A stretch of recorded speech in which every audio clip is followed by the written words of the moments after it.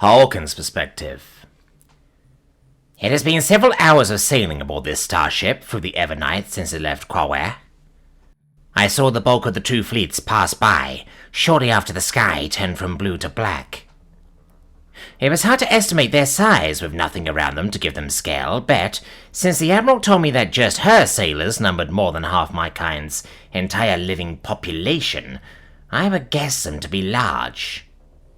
What was not hard to gauge, however, was their number. I've been to Wakash. I've seen their fleet of 22 wooden galleys, none even so long as the shuttle I'm currently aboard, fully at anchor.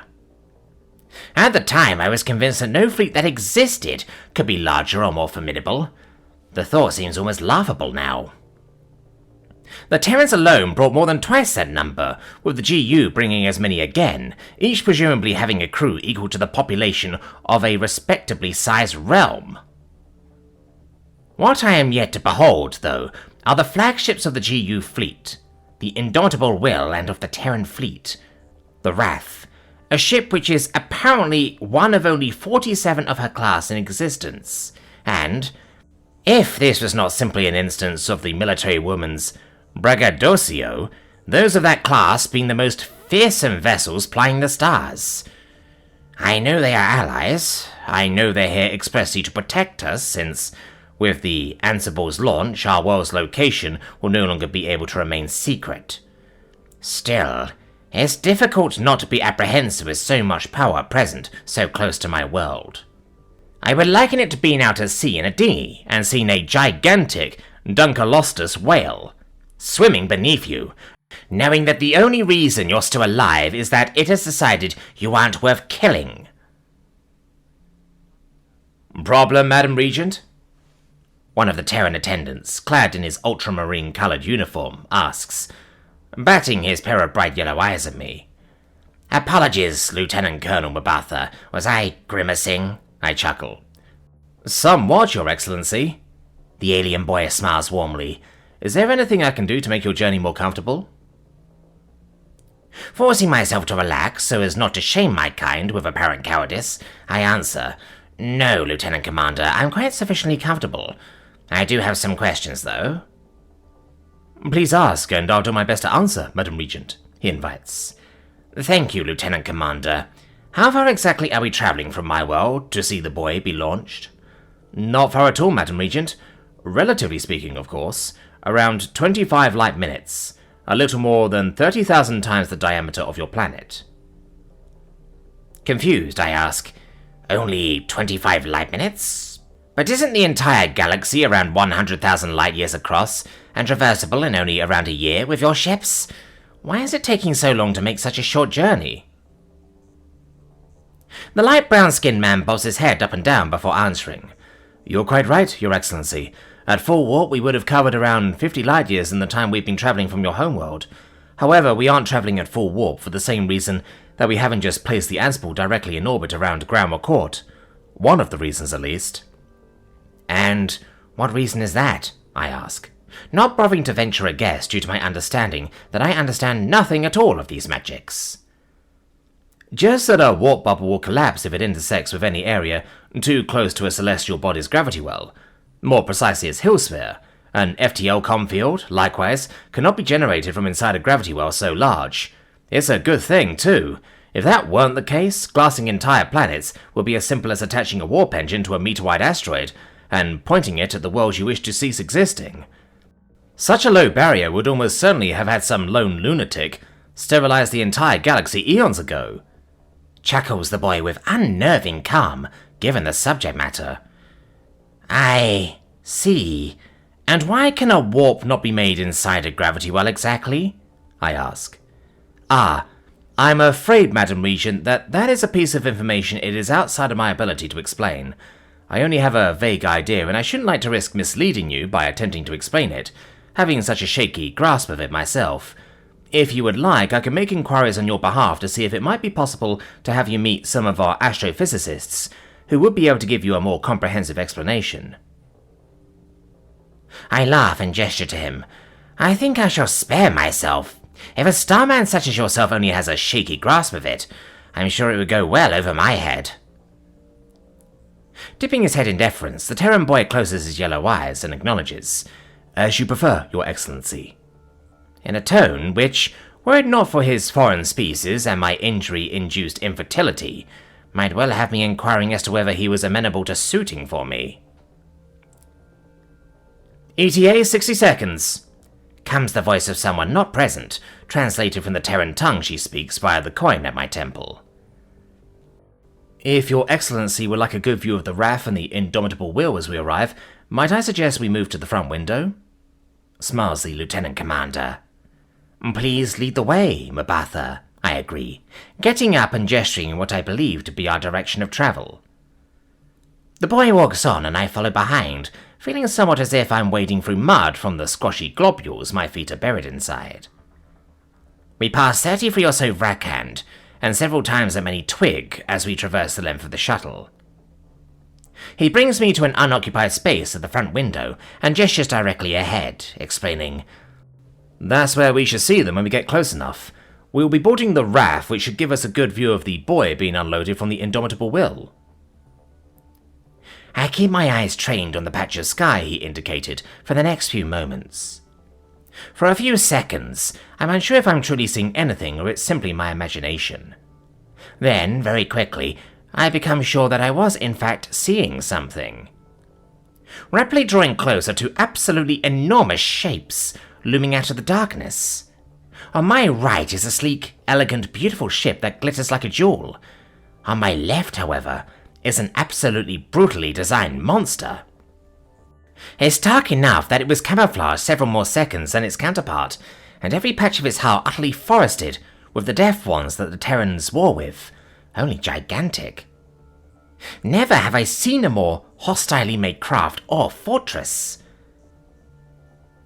There's not really any mistaking it, but just to be sure I ask, "That's the indomitable will on the right and the RAF on the left, Lieutenant Commander?" "Indeed, Your Excellency," confirms the boy, with a soft manner that entirely belies the fact that he is of the same kind as the ones who designed and created such a monstrous weapon of war. I keep expecting us to arrive, yet as we decelerate through space towards them, the two ships just keep growing larger. Finally, in the manner of a minnow swimming between two dunkleosteus whales, our shuttle comes between the two leviathans. Making for an opening in the side of the RAF, we are swallowed up. We come out on the floor of a gargantuan room, well lit and with hundreds of smaller craft stacked up in neat rows against its walls. A ramp is deployed in front of me, and the window retracts away overhead. "If you will follow me to the viewing gallery, Your Excellency," invites the yellow-eyed boy politely.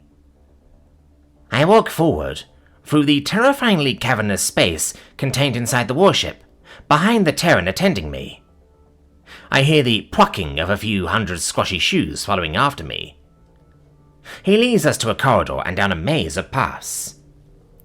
The ceilings are low enough that I could reach up and touch them without stilting my legs at all, and, while the span between the walls is comfortably wide enough for me to pass through, it would be impossible for my kind to walk two abreast here. I suppose it makes sense. This is a Terran warship, so its passageways would naturally be a little cramped by Vrakhand standards. After a few minutes of allowing myself to be led by Mabatha, I exit the claustrophobic corridor and enter into a wide, high-ceilinged room with more Vrakhand than I've ever seen gathered in one place, and more twig and Terrans than I've ever seen full stop. "Madam Regent!" shouts a kindly woman's voice from above me. I look up to see Ambassador Yesh smiling down at me from a half-floor, halfway between the floor and the ceiling. "Please come up here," she invites. "The Admiral and I would be delighted to have you with us for the lunch. Oh, you as well, please, Councillor Mech." Directing us to the bottom of the stairs, guarded by armed Terrans. The guards look as if they are about to bar Mabatha's entry, as well as Mabatha himself looking as if he is about to break away, when I place my hand on his shoulder and firmly state, "I would like to bring the Lieutenant Commander with me, if permissible." The man and woman blocking the way share the briefest of querying looks with each other, before they both decide to stand out of the way. "Thank you," I acknowledge, as Mabatha and I begin to climb the stairs up to where Yesh has just invited me. I hear the sound of what must be Councillor Mech following behind me, helping himself along with his staff, as well as the steady thump-thump of another Terran's boots on the ground alongside him. We come out to the level of the mezzanine floor, and I see Ambassador Yesh, Ambassador Ong, Ambassador Ledwaba, and Vice Admiral Friedman. "Madame Regent, Councillor Mech!" booms the boisterous little Navy woman. "So glad you could make it!" "I'm just as glad to be here, Admiral," I return honestly. "Same," answers the aged twig man. "Excellent! Now, after the launch, we'll travel back to orbit, which will give us a good few hours to give you guys the tour. Lots to show you, lots of people for you to meet, lots for us to discuss. I especially think it would be good for you, Regent Harkin, to meet the humanitarians we brought with us, all trained up in Vrakhansasarians. For now, though, would you both like to come and take a seat with me, and we'll watch the show?" She grins. "Please, Admiral," I answer. "Sounds good," says Mech. "Cool," beams the Admiral. She leads us over to a magic swivel chair with a Vrakhan-sized hassock on one side and a twig-sized high chair on the other. Lieutenant Commander Mabatha hauls back at some distance to the arranged seats. I decide not to further risk the appearance of impropriety by inviting him closer. I bring my underside down to seat myself on the luxurious cushion. Mech climbs up to sit on the high chair, bringing his eye level to match mine in a way which is too perfect to be coincidence. The Admiral sits herself down between us, wincing slightly as she does. "Are you all right, Admiral?" I ask, in a tone of neutral curiosity, wishing to be polite but not wanting to risk undermining her womanhood if it turns out she did not wish to display her pain the way she just did. "Nothing to worry about," she grins with ease. Her eyes, at exactly the same height as mine and Mech's, turning to meet my gaze. "Just a very minor injury I got last night. Nothing I need a regen session for." I briefly think I catch sight of Vice Admiral Friedman, giving an amused smirk over his shoulder, in two of my auxiliary eyes, but he turns away so fast that I can't be certain I wasn't imagining it. "As you say, Admiral," I accept. "All right then. Are we all ready?" "Yup," says the old twig. "Indeed," I answer. "Cool," says the Terran woman, leaning toward me over the right arm of her seat and pressing a button on it. Her amplified voice booms throughout the viewing gallery. "Attention all personnel and guests. The release of Ground Wakort's Ansible is about to be requested. Please direct your attention for the window to witness this historic moment." The milling crowd of Ratkand and Twig below us begin to mass towards the gigantic windowed wall, looking out to the other capital ship. Once the Admiral appears satisfied that everyone's attention is directed where it should be, she presses another button on her chair's arm. Her voice is not amplified as she says, "Clear to launch, Commodore Yakchot." "Ready whenever you say the word, Admiral Ledwaba," answers the deep voice of the scaled Navy man I remember from the contact mission. Manically baring her chalk-white teeth, the Admiral exhorts, "Make it so!" The indomitable will performs a very slight maneuver to our relative down, even though I know there's no such thing as down out in space, before slowly listing away. It leaves behind a complicated sphere of metal that seemed to remain in place as the other ship moved away around it. The Admiral once again leans down to her seat arm and orders, "Back us away to a distance of 2 light seconds, but keep the ship rotated so the activation will be visible from down here in the viewing gallery. Inform me when all craft are clear and we can activate." "Aye, ma'am," answers the subordinate she just gave that command. Around 50 seconds pass before, "All craft clear, ma'am." "Thank you, helmswoman," acknowledges the Admiral before, over her shoulder, inviting, "Vice Admiral, would you please bring the button for Regent Harkin and Councillor Mech?" The tall, pale-skinned Terran man appears in front of the 3 of us, holding a panel with a single large red button on it. "The ambassadors would like the 2 of you to both press the button to give your system FTL comms together, if that's all right," explains the Admiral, looking forward at her husband holding the button for us. "We push that button and the Folk can talk to the Folk on Citadel, and the Vrakhan can talk to the Vrakhan on Citadel?" clarifies the old man. "Exactly," nods the Terran. In unison, Mech hops down from his seat and I get up from mine. We walk forward to where the Vice Admiral holds the button halfway between the levels of our respective hands. The twig reaches up, and I reach down. I look down at the old man and ask, "On count of 3?" "Count of 3, he agrees. I suppress my nerves and begin counting.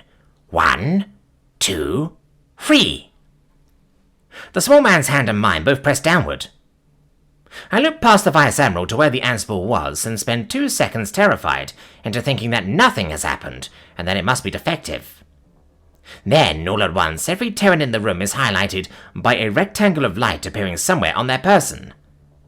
Another 2 seconds, and I see a brilliant burst of blue light from the point where the Ansible disappeared. I turn back to face the Admiral in her swiveling throne chair. Her face is illuminated by the light of a holoscreen as she says, "Congratulations! Ground McCourt now has access to the entire galactic communications system."